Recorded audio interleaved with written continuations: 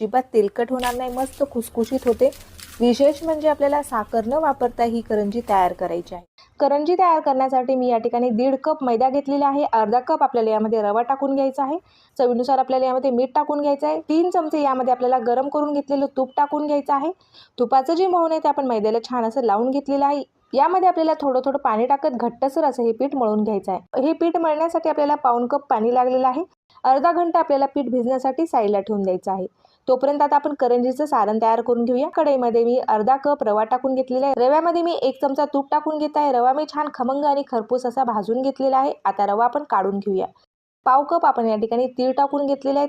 तीळ देखील आपल्याला छान असे भाजून घ्यायचे आहेत। कढईमध्ये आपल्याला 1 कप खोबऱ्याचा कीस टाकून घ्यायचा आहे आणि खोबऱ्याचा कीस देखील आपल्याला छान रंग बदलेपर्यंत कुरकुरीत होईपर्यंत भाजून घ्यायचा आहे। यामध्ये मी 1 चमचा खसखस टाकून घेत आहे। खसखस देखील आपल्याला छान भाजून घ्यायची आहे। आता आपल्याला खोबरं देखील काढून घ्यायचं आहे। आता सेम